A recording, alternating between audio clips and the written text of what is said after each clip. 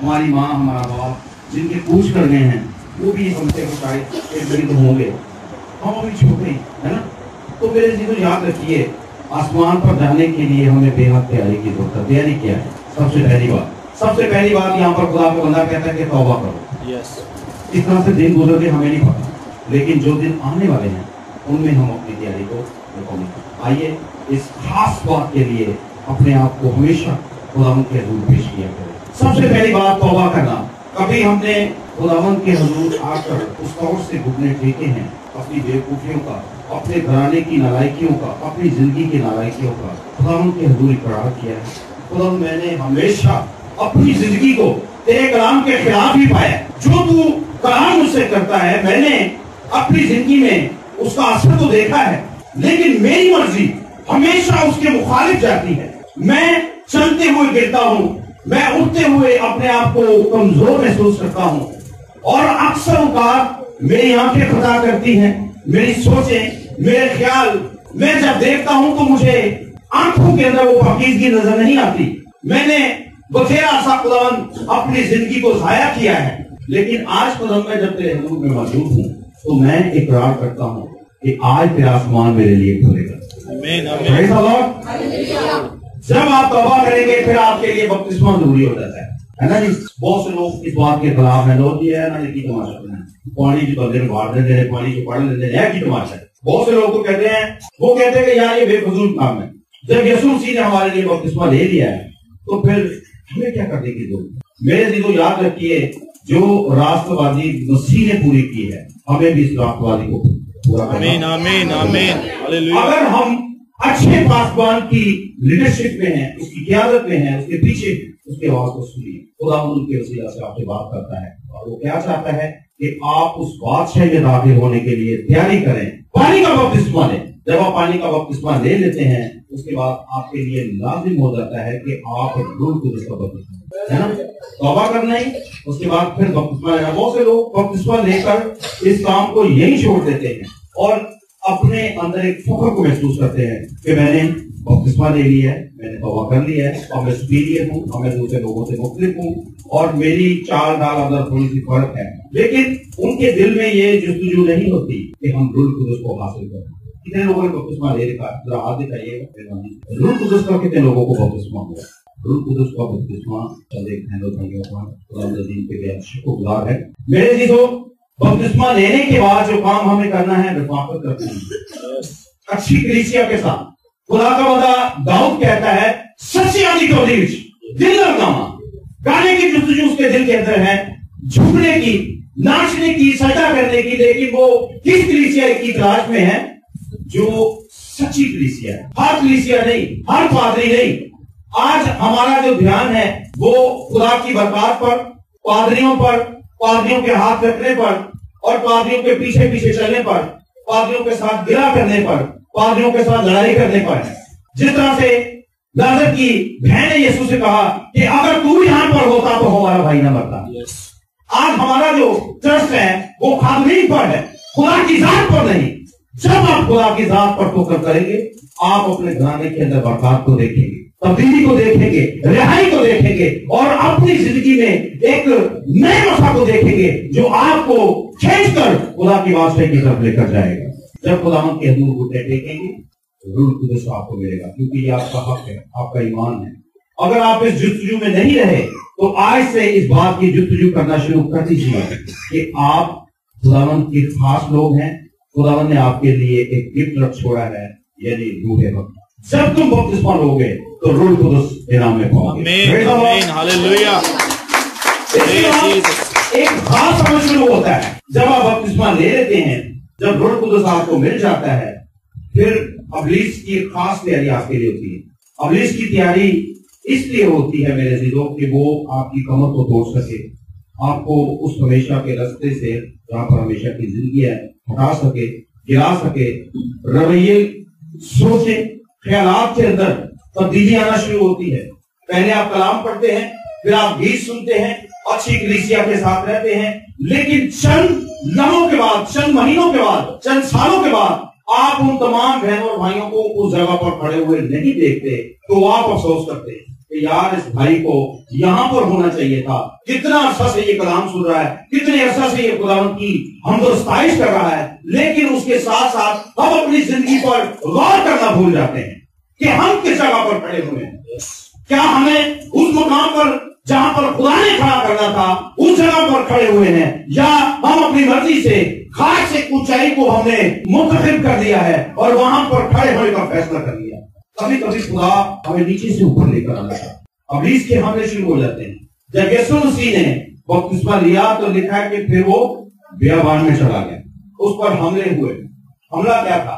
سب سے پہلا شک کا حملہ ہے کہ اگر تو خدا کا بیٹا ہے، ٹھیک ہے جی، خدا کی ذات کو وہ کس طرح سے برگلانے کی کوشش کر رہا ہے کہ اگر تو خدا کا بیٹا ہے۔ سب سے پہلا حملہ اس کی ذات پر یہ ہوا ہے، ٹھیک ہے جی۔ پھر اسے فرمایا گیا کہ ان پتھروں کو کہہ دے کہ یہ روٹیاں بن جائیں، ہے نا۔ جسمانی امتحان ہے کیونکہ اس کو پتہ ہے اسے بھوک لگی ہے اور یہ ہر وہ کام کرے گا جو اس کی جسمانی ضرورت کے لیے بہت کافی ہے، لیکن یسوع مسیح ایسی ہستی ہے جو ہر ایک دشمن کے وار کو جانتی ہے۔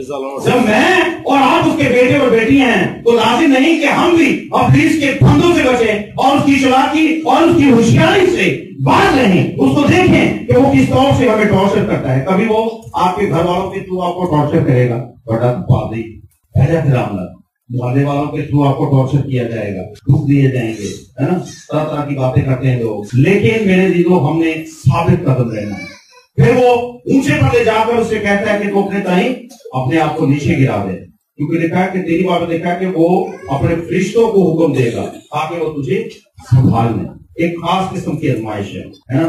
یسوع مسیح کو بتایا جاتا ہے کہ بھائی تو سپیریئر ہے، تو سب کچھ کر۔ آج بہت سے لوگ اس فخر کا شکار ہیں، بھائی تم کلام بہت اچھا سناتے ہو، بھائی تم میٹنگ بڑی اچھی لیڈ کرتے ہو، بھائی تم دعا بڑی اچھی کرتے ہو، اور بہت سے لوگوں کے اندر اس فخر نے جگہ کر رکھی ہے کہ جب میں بات کرتا ہوں تو بہت سے لوگ ڈرتے ہیں، ہلتے ہیں، کانپتے ہیں۔ کچھ ہو تو نہیں رہا، جو سو رہا تھا اسے گولی شولی مار کے اٹھائیں۔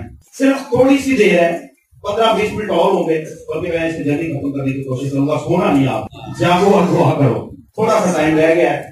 اور ابلیس ہمیں فخر کا شکار بناتا ہے کہ بھائی تیرے جیسا کوئی نہیں، لیکن جو اس کی حضوری میں رہتے ہیں، جو رفاقت میں رہتے ہیں، اچھے خادموں کے ساتھ، اچھے دوستوں کے ساتھ، اچھی بہنوں کے ساتھ، تاکہ ہم خدا کے کلام کی بابت ہر روز جان سکیں۔ کبھی ہمیں کمزوری آ گئے تو دوسری بہن کی گواہی سن کر ہمیں تقویت ملے، ہم مضبوط ہو کے خدا نے میری بہن کی زندگی میں یہ کام کیا ہے، خدا میری زندگی میں بھی کرے گا۔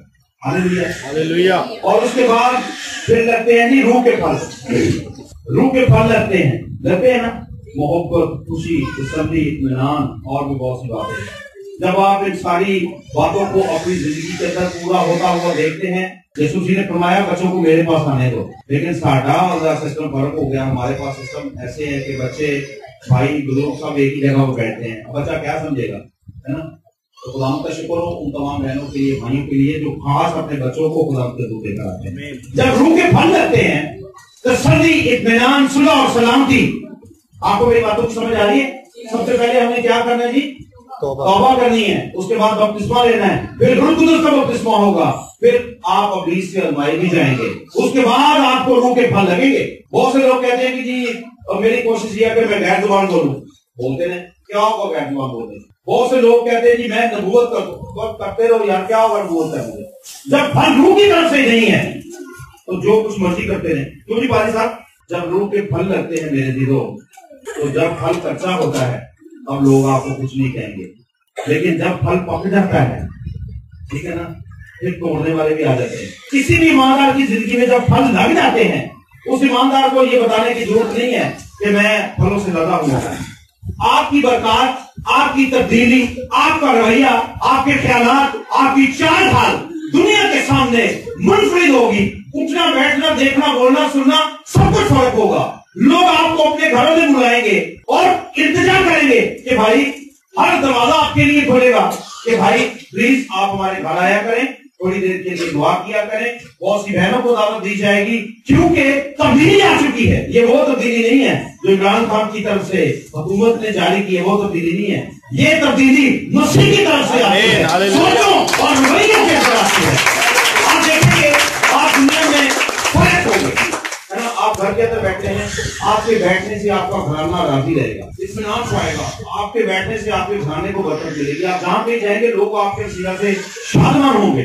ورنہ بہت سے لوگ کیا ہر شخص ہی میری اور آپ کی شکل دیکھ کر کہے گا یہ کدھر آ گیا، جب روح القدس کا مسا نہیں ہوگا، جب پاک روح کے پھل نہیں ہوں گے تو لوگ ہمیں دیکھ کر اپنی شکلیں موڑ لیں گے، ہمارا چہرہ دیکھنا پسند نہیں کریں گے، ہماری گفتگو سے بیدار ہوں گے، وہ کہیں گے کہ یار بندہ کدھر آ گیا، اس کی ضرورت نہیں تھی، چلو آ گئے چند لوگوں کے لیے، اور پھر ایک مصنوعی سا چہرہ لے کر شاید وہ ہمیں ملے وہ پاجی اسلام کی حالت ٹھیک تھا، وہ کبھی سے ٹھیک ہے، لیکن دل سے آپ کو قبول نہیں کریں گے۔ جب پھل لگ جاتے ہیں تو توڑنے والے بھی آ جاتے ہیں، پھل پک جائے کوئی کھینچ کر توڑتا ہے، کوئی پتھر مار کے توڑتا ہے۔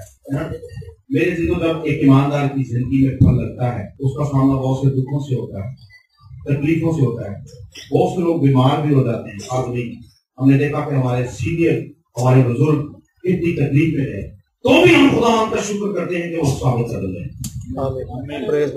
جان دینے کا وفادار ہے تب تجھے زندگی کا تاج ملے گا، تب بھی بادشاہی میں داخل ہوگا جو بنائے عالم سے بیشتر میرے نام کے لیے تیار کی گئی۔ ہم نے دیکھا کہ ہمارے بزرگ نے اس زمینی سفر میں بہت تکلیف اٹھائی، اور حالانکہ خدا نے ان کے وسیلہ سے بے شمار لوگوں کو شفا دی، ان کے وسیلہ سے نبوت ہوئی، اور بہت سے لوگوں کے گھرانے ان کے وسیلہ سے بحال ہوئے، تو بھی وہ اپنے اس زمینی امتحان میں تکلیف اٹھاتے ہوئے دکھ میں رہتے ہوئے یسوع المسیح ناصری کے ساتھ ساتھ رہے، اور آخر اس میں سو گئے اور ہمیشہ کی واسطے میں داخل۔ شکر گزاری دعا کرتے ہیں ہم ایسے لوگوں کے لیے، ایسے بزرگوں کے لیے، ایسے پاسبانوں کے لیے جو اچھے استاد ہیں اور اس زمین پر نمونہ بن کر دنیا کے سامنے اپنے آپ کو ظاہر کرتے ہیں۔ میرے دلوں جب پھل لگتا ہے، تکلیف آتی ہے، دکھ آتے ہیں، مصیبتیں آتی ہیں، لوگ پھر آپ کو تانے بھی دیتے ہو تم سے دعا کرنا ہے یار، وہ میں آج میں ہو گئے یار۔ سب سے زیادہ اذیت،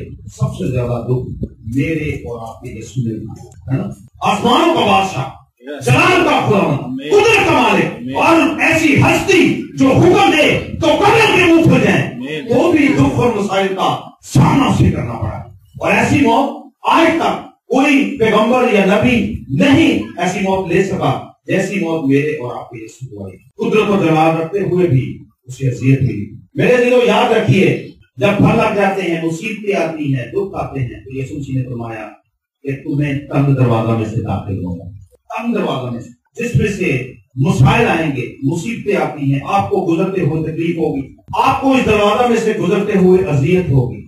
کیوں؟ اس دروازہ میں سے گزرنے والے بہت تھوڑے لوگ۔ آج ہم نے دیکھا ہے میرے عزیزو، کیا ہم آسمان کی بادشاہی کے متلاشی ہیں؟ کیا یسوع مسیح کا وہ منصوبہ پورا ہو چکا ہے میرے اور آپ کی زندگی میں؟ کیا ہم خدا کی بادشاہی کے لیے تیار ہیں؟ کیا وہ پوشاک ویسی پوشاک ہے جیسی اس بادشاہی میں داخل ہونے کے لیے بے حد ضروری ہے؟ کیا اس پوشاک پر گناہوں کے دھبے تو نہیں؟ کیا اس پوشاک پر زناکاری کے نشان تو نہیں؟ کیا اس پوشاک پر یرانے اور دوستوں کے نشان تو نہیں؟ آج بہت سے بھائی، بہت سی بہنوں نے صرف کسی کام میں مگن ہے کہ ٹھیک ہے جی دنیا سے وقت پاس کرنا، دعا بھی کرو اور دوسرے بھی کام اسی دنیا میں جاری رکھو۔ میرے دل کو یاد رکھیے، اگر آپ اپنی زندگی میں المسیح کے وفادار نہیں تو کبھی بھی آپ کسی جگہ پر کامیابی حاصل نہیں کریں گے، ناکام ہوں گے، برباد ہوتے رہیں گے، لٹتے رہیں گے، اور دنیا آپ کا تماشا دیکھ کر ہنسی رہے گی، کیونکہ دنیا کو عادت ہے وہ دوسروں کی تکلیف دیکھ کر شادمان ہے۔ میرے دلوں اپنی پوشاک کی طرف دیکھیے، وہ پوشاک بھرے کے لہو سے دھو کر صاف کر دی گئی ہے، اس پر گناہوں کے داغ مسیح کو پسند نہیں۔ جس طرح سے آپ اپنے بچے کو اگر تیار کر دیں اور وہ باہر دوبارہ کیچڑ میں جا کر گر جائے تو میرے دلوں آپ کو تکلیف ہوگی، پھر آپ اسے ڈانٹو گے، رد نہیں کر دو گے، آپ اسے اندر لے کر آؤ گے، نہلاؤ گے، اس کے کپڑے دھو گے اور پھر اسے تیاری دو گے تاکہ آپ نے جہاں کہیں جانا ہے یا جو کچھ کرنا ہے آپ وہ سارے کام کر سکیں۔ اگر آپ کی پوشاک پر آپ کی زندگی میں گناہ کے دھبے ہیں، اگر آپ کسی نہ کسی طرح سے کسی گناہ کا شکار ہو چکے ہیں تو میرے عزیزو یسوع المسیح کا لہو آج بھی موجود ہے، وہ تمام ناراضگی کو پاک کرنے کے لیے کافی ہے۔ آئیے میرے عزیزو اپنی آنکھوں کو بند کریں، اپنے سروں کو جھکائیں، چند لمحوں کے لیے اپنی زندگی پر غور کریں۔ یسوع المسیح ناصری نے فرمایا راہ، حق اور زندگی میں ہوں، جو اس راستے پر چلتا ہے وہ آسمانی بادشاہی میں داخل ہوگا، جو اس راستے پر چلتا ہے وہ کبھی ناکام نہیں ہوگا، جو اس راستے پر چلتا ہے وہ تیرے لوگ उसके वसीला से मसीह के गला खाना में शामिल होंगे। जो इस रास्ते पर चलता है वो दूसरों के लिए हमेशा बरकत का सबब बनेगा। Praise the Lord, hallelujah, praise the Lord, hallelujah. खुदावंद के खुदा, आसमान और जमीन के खालिक और मालिक, खुदावंद तू जानता है कि हम कमजोर हैं, तू जोरावर है, और हमेशा खुदावंद तूने हमारी झुकी हुई कमर को सीधा किया है। तूने अपना हाथ बढ़ाकर हमें छुआ है, तूने हमें सहारा दिया है, ताकि तेरे लोग कहीं पीछे ना, कहीं झुके ना, कहीं गिरे ना, हालातों के सामने, दुनिया के सामने। खुदा तेरे करम की नजर, तेरी रहमत हमेशा तेरे लोगों के लिए जारी रहती है, और तू अपने लोगों की कमर को मजबूत करता है। तू शिकारी के फंदों से अपने लोगों को बचाता है, और उसकी तमाम तर चालाकियों को खुदा अपने लोगों पर जाहिर करता है, ताकि तेरे लोग उन चालाकियों को जाने और उन पर तेरी दी हुई कुव्वत और कुदरत के वसीला से गालिब आए। सो खुदा हम तेरी विनत करते हैं, खुदा हम सब तेरे सामने हाजिर हैं, तेरी विनत करते हैं। खुदा जहां पर हम कमजोर हैं वहां पर रूह कुदस तू हमारा जोर बन जाए, ताकि खुदा हम रहे हुए मालूम ना हो, बल्कि उस बादशाही में दाखिल हो खुदा जो तूने बनाए आलम से बेशतर हमारे लिए तैयार की है। दुआ और हमारी जिंदगी में सुकूनत कर। खुदा मैं अपनी तमाम बहनों के लिए, भाइयों के लिए, बच्चों, बेटियों और बुजुर्गों के लिए खुदा तेरे दूर बरकत और सलामती की दुआ मांगता हूँ, और तेरी मेहनत करता हूँ खुदा ये घराने हमेशा ईमान में और खुदा तुझ पर भरोसा करने में जल्दी किया करें और तरक्की किया करें। इनके ईमान को मजबूत कर खुदा ये काबिल तौर पर तुझ पर भरोसा करें खुदा, और तेरे आसमान इन पर खुले, रुपए पैसे की बरकत आए खुदा, और तेरे आसमान पर से खुदा इनके लिए बहाली का हुक्म जारी हो खुदा। तेरे बेटे अपने खुदा यीशु मसीह के नाम से मांगते हैं, आमीन, आमीन।